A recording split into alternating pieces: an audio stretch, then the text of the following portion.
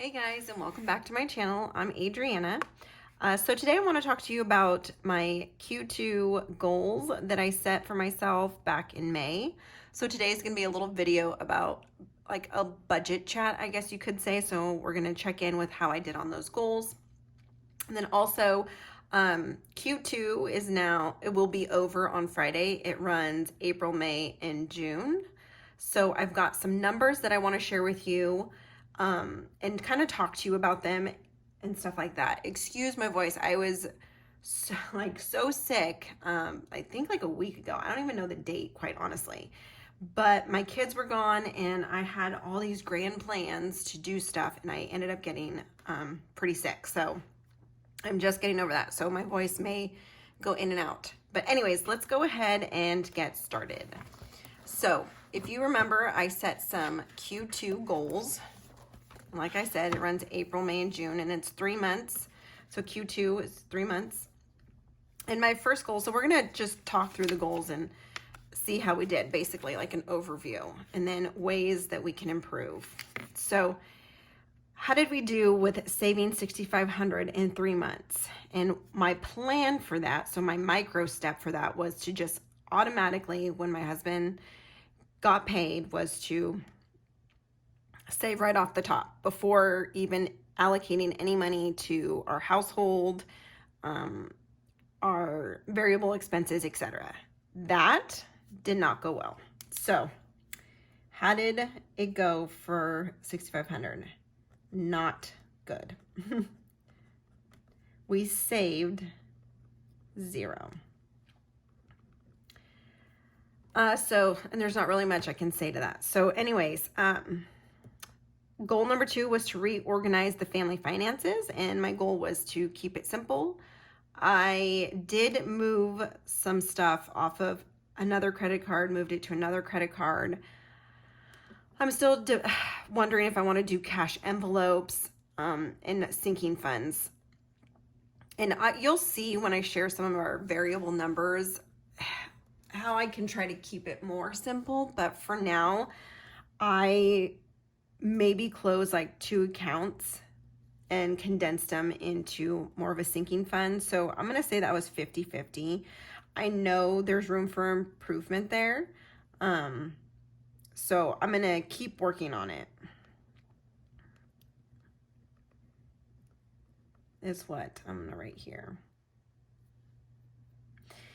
And then my third goal was to bulk up our family birthday fund, which is a sinking fund. And I was going to do, because we spent quite a bit of it on my birthday. And so our next batch of birthdays, and you guys, I'm not even kidding, I have my daughter on the 13th, and then I have my twins on the 15th, and then, oh, there's one more birthday.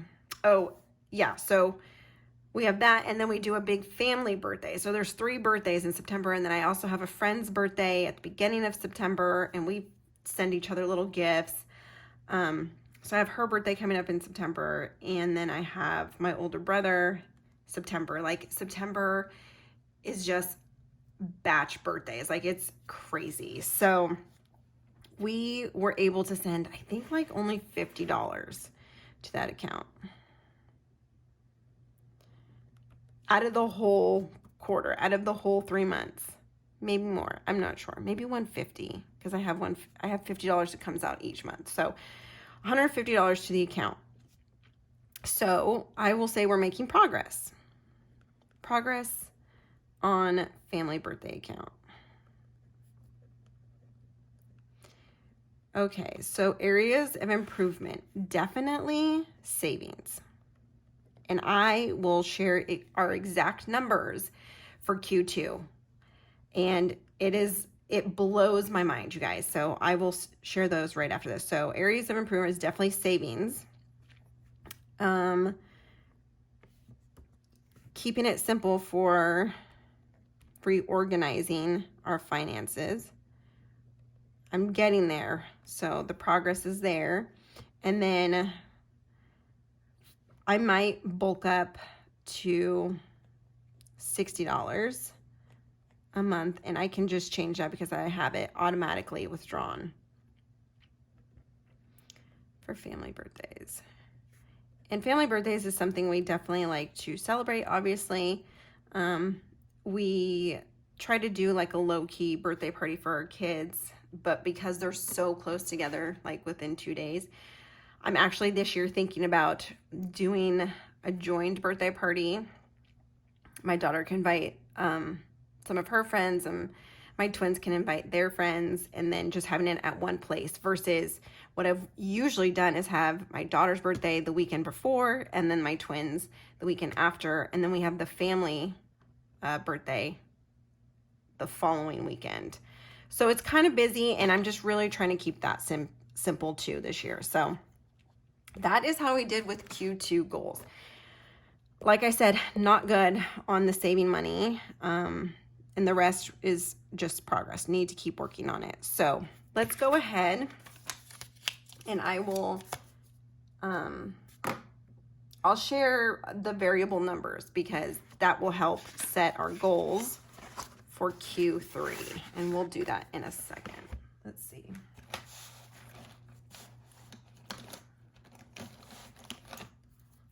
So we'll do Q3 goals. And this runs July, August, and September. Okay, so let's go ahead. I'm going to share, these are real numbers. This is from budgeting. So variable numbers. This is for what we've spent on household, gas, groceries, and Costco, shenanigans, and unbudgeted. So for the month of April, on our household, we spent $95.13. In May, we spent $98.31. And in June for that month, for household items, we spent $170. Gas for April was $594. For May, it was $422.17. And for June, it was $276.10. Now, if you see, it dropped quite significantly here from April to June. And that's because my kids are on summer break. So like I said, I expected that trend to happen. The gas would go down, but groceries would go up. And that's exactly kind of what's going on. So for groceries and Costco, this is a combined amount. For April, we spent $1,359 in April. For May, we spent $1,061.86. And then in June, we spent $1,339 for the month in groceries in Costco. So shenanigans. This is where I really paid attention to the numbers. Like, I have heard that like numbers are like words in a story. They have something to tell you. So that's why you need to pay attention. And this is why tracking your numbers really comes in, because then you'll see where your money holes are. So shenanigans. We spent $466.94 in April. In May, it was $462.83. And in June, it was $211.34. And then unbudgeted was $151.92 in April. In May, it was $295.46. In June, it was $475.27 for unbudgeted. So what does that mean?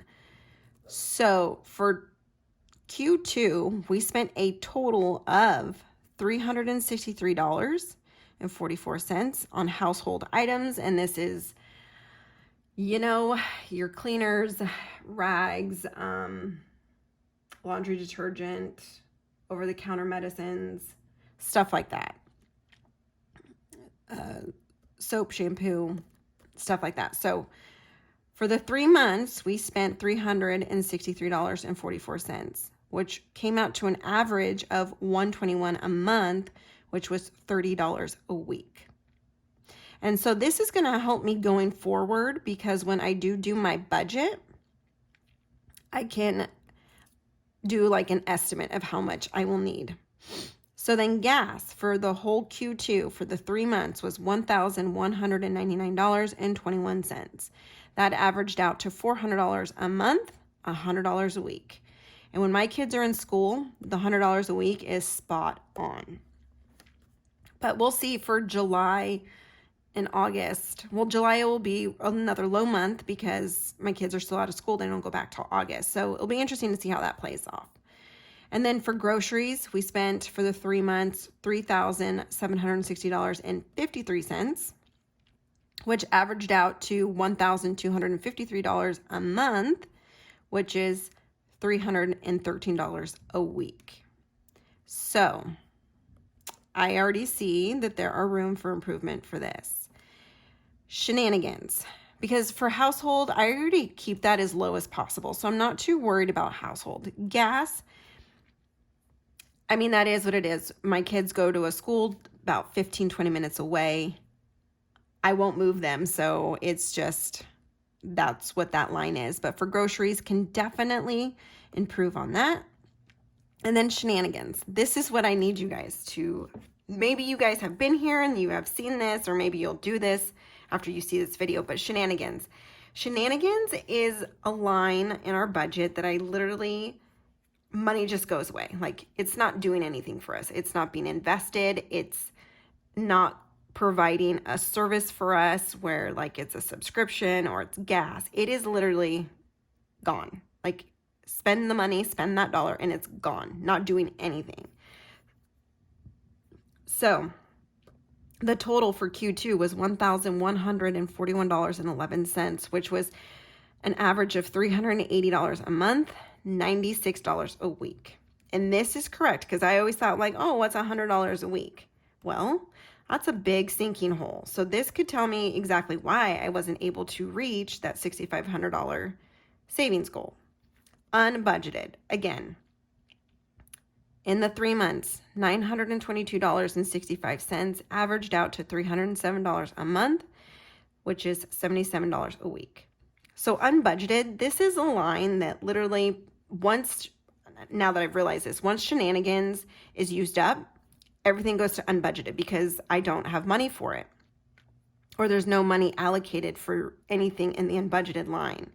So what I realized is that these two lines, shenanigans and unbudgeted, equaled $2,063.76 for those 3 months, which averaged out to $688 a month, $172 a week. There is really no difference between shenanigans and budgeted. Like I mentioned, you know, I do $100 a week for shenanigans, and anything over that line is unbudgeted. But here's the problem. That's $2,000 in 3 months that just went out the door. It's gone. We're not going to get that back. It's not investing for us. It was just spent. So this will help me with my Q3 goals. Like, it really bugs me to see this. So my numbers are telling me a story. Like, I'm not being as intentional as I think I was, or I thought I was, with our money. So this right here is definitely an area for improvement. But if you're wondering what exactly does shenanigans cover, and I looked into it because like I said, I track our money. Shenanigans covers, and maybe you guys can help me. Maybe we can figure out like, well, where is this stuff supposed to go? Because it literally is stuff, shenanigans that pops up during the month. So part of it went to propane for our grill because it's summer right now. So we're grilling a lot. Car washes. I will say that a majority of it was for eating out. And my husband does his little gas station snacks because he is always on the road. So he always stops at the gas station when he has to put gas in his work truck, and he goes and buys snacks. So these two definitely played a huge factor into our shenanigans line. And then there was fishing, because my husband likes to go fishing on the weekends, and that's totally fine. And there was miscellaneous household needs, like we bought a trampoline for the kids, but then the tool that we needed, we had to go buy. We needed lawnmower wheels because ours broke. We needed an air pump because we bought an inflatable pool for the backyard for the kids, so we needed an air pump. So that was miscellaneous house needs. iTunes and Apple storage. You know, your phone, we have it automatically withdrawn when the phone needs more storage. Car washing detergent, you know, to wash the cars. Bakery supplies. I opened my own bakery, and so I right now am using a little bit of our money to fund that. So bakery supplies, Goodwill, little thrift shopping, not a lot. I only spent $4 on this trip, but like an Apple movie, we rented the Mario Brothers. You know, I buy a budget worksheet. I buy stuff that will try to help me improve our budget and what I possibly could or should be doing. So that's where the shenanigans is. It falls within all of that. And if you really think about it, that literally is kind of all shenanigans. Like, where do you even put propane for a grill? Is that like household? I don't know. Oh, maybe it could be, you know, like and this is why personal finance is so cool, because it's personal to you. So now that I'm aware of these numbers, I can now go into July, which is Q3, with this information and hopefully do better, right? So that's the point of tracking and knowing your numbers, right? You're aware now. So hopefully this inspires you to check and look back at your monthly spending and kind of see what your numbers are telling you, because they tell a story. And for me, they told me that we are just not being intentional with our money at all as much as I thought. So we are definitely going to work on shenanigans and unbudgeted. So that is our numbers, you guys. All right, so Q3, let's go ahead and set up some goals for that. Let me see how I set up the last one. Okay, so first goal is I'm going to invest more of our after tax money. So right now, that means it will go to a Roth IRA. And we already have a 401k open, and so we have pre-tax money going into there. But my ultimate goal, because I have read or listened to a couple books on audiobook, is to lower our taxes. And one way that I have learned to do that is to invest. Contacted our CPA, we talked about it, so the goal is to invest more of our money. Okay, and then goal number 2, haven't really thought of it, but is to keep it simple when reorganizing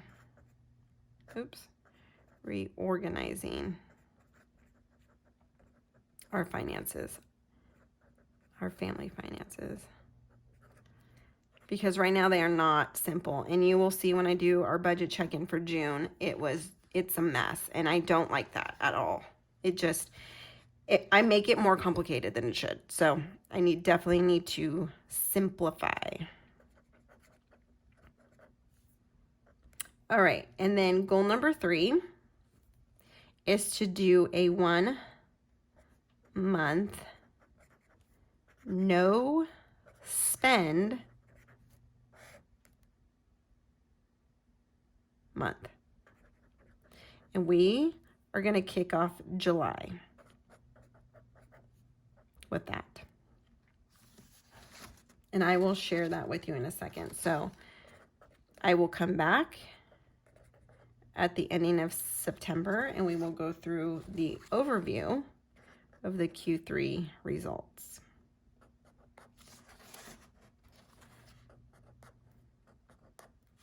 And then we're going to put areas of improvement.